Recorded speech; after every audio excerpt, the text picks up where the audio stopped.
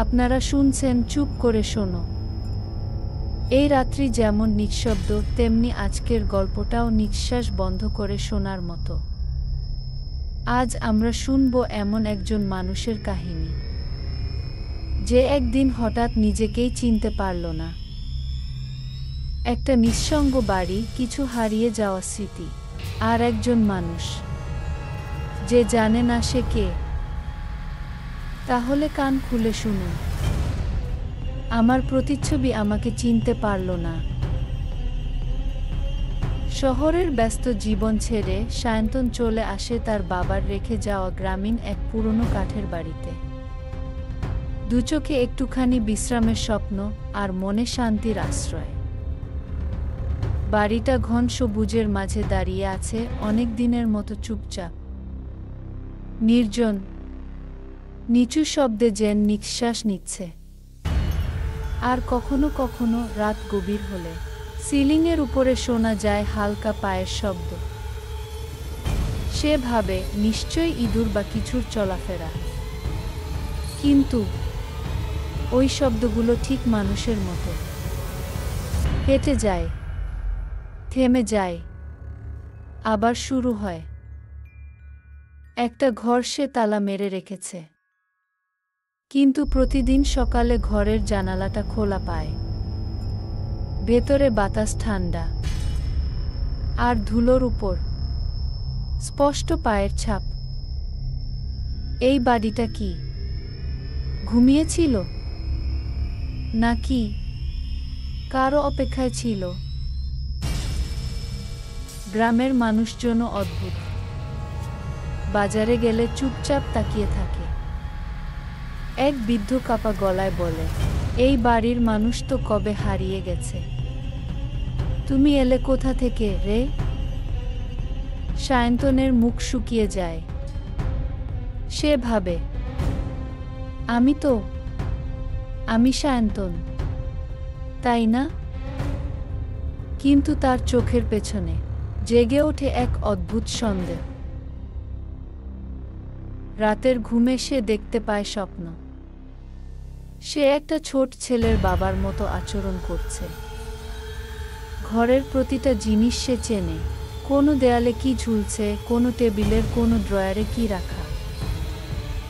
কিন্তু বাস্তবে তো সে এসব কোনোদিন দেখেনি। এই স্মৃতিগুলো আমার নয়, তবে আমি এগুলো জানি কিভাবে? এক রাতে বাথরুমে দাঁড়িয়ে আয়নার দিকে তাকায় সে। কিছুক্ষণ নিজের প্রতিচ্ছবির চোখে চোখ রাখার পর হঠাৎ প্রতিচ্ছবির মুখ কাঁপতে থাকে। তাতে আতঙ্ক ফুটে ওঠে। কিন্তু আয়নার মানুষটা ঠোঁট না নাড়িয়েই বলে, এখান থেকে পালাও, যত তাড়াতাড়ি পারো। সায়ন্তন ভয়ে পেছনে ঘুরে তাকায়। কেউ নেই। আবার আয়নার দিকে তাকায়। প্রতিচ্ছবি থেমে গেছে, কিন্তু সে জানে সেটা তার প্রতিচ্ছবি ছিল না। একদিন বাড়ির পুরনো ট্রাঙ্ক ঘাঁটতে ঘাঁটতে পায় একটা ধুলোমাখা পাসপোর্ট। নাম সায়ন্তন চট্টোপাধ্যায়। ছবিও তার মতো, কিন্তু একটু অন্যরকম। আর পিছনে লেখা, যদি তুমি এটা পড়ো, তবে তুমি আমি নও। সে শূন্য চোখে তাকিয়ে থাকে পাসপোর্টের দিকে। তাহলে আমি কে? বাড়ির নিচতলার এক গোপন ঘরে সে দেখতে পায় দেয়ালের উপর আঁকা শত শত চোখ।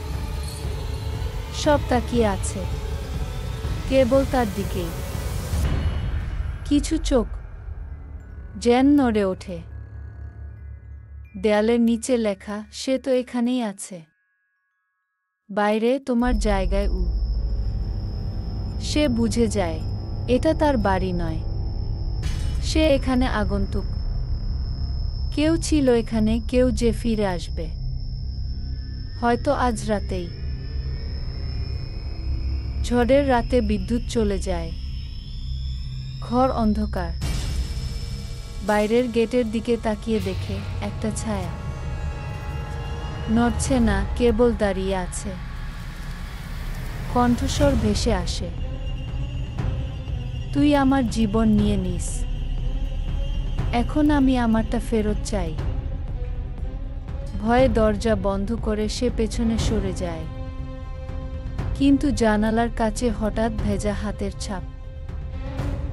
সে ভিতরে ঢুকে পড়েছে। তখনই সমস্ত জিনিস ধীরে ধীরে পরিষ্কার হতে শুরু করে। সে যাকে সায়ন্তন ভাবত, সে আসলে সেই নয়। সে একটা ছায়া, একটা ভুলে যাওয়া অস্তিত্ব, যে একদিন নিজের শরীর ও পরিচয় খুঁজতে এসেছিল। আর যে আসল সায়ন্তন, সে ফিরেছে।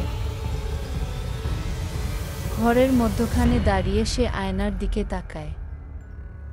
আয়নার ভেতর একটা হাত বেরিয়ে আসছে, মুখ ফুটে ওঠে। হাসিটা যেন খুব পরিচিত। সে ধীরে হেসে বলে, তুমি তো চাইছিলে ফিরে আসতে, এবার থাকো, আমি আছি এখন। আয়নার দরজা বন্ধ হয়ে যায়। পেছনে বাজে সেই পুরনো গানটা, যেটা কেউ তাকে শেখায়নি, তবুও সে মুখস্থ জানে। আর আয়নার ভিতর একটা প্রতিচ্ছবি দাঁড়িয়ে আছে। কে ভিতরে আর কে বাইরে? এই ছিল আমার প্রতিচ্ছবি, আমাকে চিনতে পারল না। একটা গল্প, একটা প্রশ্ন, আর কিছু উত্তর, যেগুলো আপনি খুঁজবেন হয়তো নিজের আয়নার দিকে তাকিয়ে। আমরা আবার ফিরে আসব চুপ করে শোনোতে, আরও এক নতুন রাত, নতুন গল্প, নতুন দুঃস্বপ্ন নিয়ে।